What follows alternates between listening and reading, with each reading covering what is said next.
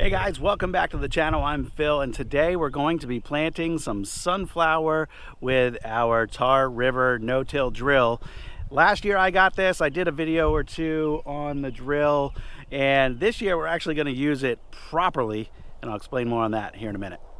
So if you aren't familiar with a no-till drill, this is a ground-driven implement that with those front wheels will cut into the ground, make a little groove for us. That second set of wheels opens the groove up, and from these tubes right here, seed is dropped out and deposited between those wheels, and then the back roller closes things up, packs it down a little bit, and there's a little kind of rake thing on the back that smooths everything out. Inside, this machine actually has two hoppers. You can use one for small seed and one for fertilizer, or you can use this one for larger seed and this one for smaller seed.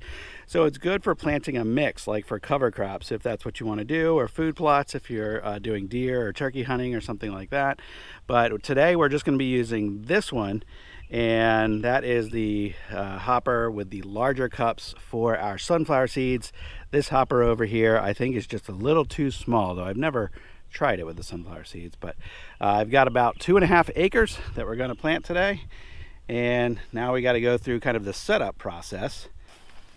So you'll see right here there's a handle. This is just a little knob here that locks it in place. But if I turn this, it will either open or close the seed cup that is in there, making the seed cup either larger or smaller. And you'll have to do that based on the seed size for whatever you're planting, and also to get the right application rate. And that is what we need to focus on today before we get started, because in the past I just took a wild guess on the application rate, and I knew approximately how much area I was trying to cover.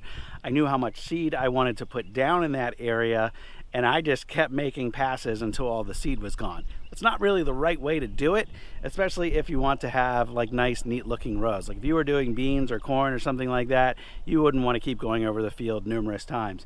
So you see here, each of these seed hoppers has a little tab where you can either open or close it. I'm going to close all of them except for this leftmost one that's on the driver's side of the tractor, and I'll be able to get out and check it. So I need to get over there and close that one. And then we're going to take off this little piece down here.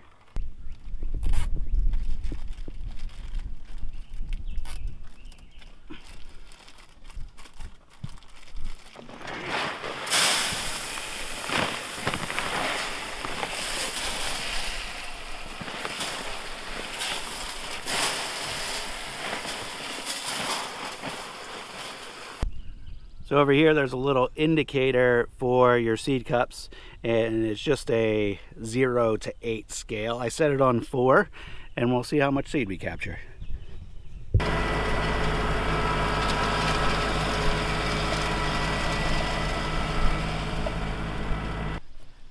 So you saw in that footage, that area right there is kind of my main roadway. We've never planted anything there. It's very compacted, and the drill was not sinking into the sod, and the drive wheel on the back wasn't turning, so no seed was coming out. So I just moved over here a little bit.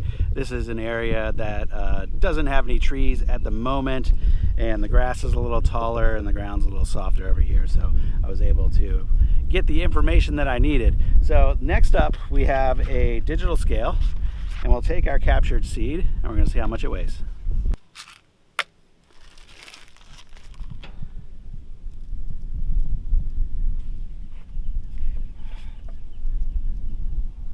So that says 44 grams or 1.6 ounces. So we're going to write that down.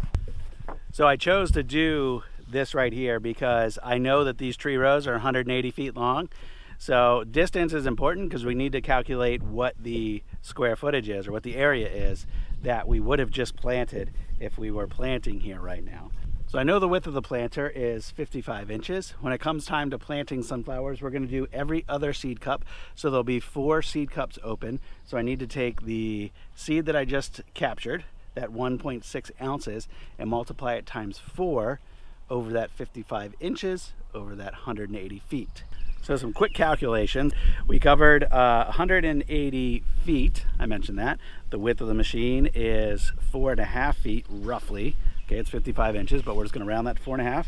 So this machine covered 810 square feet, which is less than 2% of 1 acre. Okay, so 1.8%. So we go back to what we captured in that seed cup. It was 1.6 ounces. If we multiplied that over 4 seed cups for the entire width of the machine, that would have been 6.4 ounces. We want to have an application rate of around 12 pounds per acre.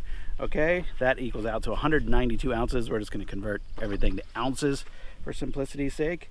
And 2% of 192 ounces is 3.5 ounces. So this machine over all 4 cups for this distance that we covered should drop 3.5 ounces. But remember, if we multiply our 1 cup that we captured, the 1.6 ounces times 4, it dropped 6.4 ounces. So it's pretty close to double the application rate, or we need to cut the application rate close to in half. Okay, so I was on the 4 on the indicator. I'm just going to dial that down to the 2 or just above it, and we should be good to go.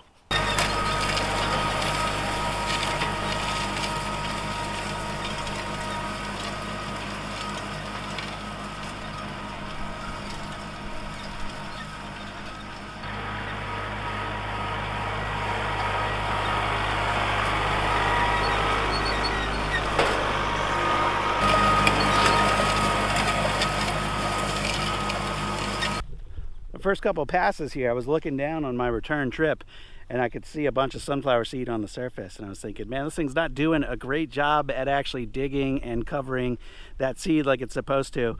But you know what I forgot? I forgot to put that tube back on that first cup from when we did the test where we captured the seed in the bag. So my fault. So our first couple rows will be a little bit light, but I'm glad I caught it. Now we can get back to work.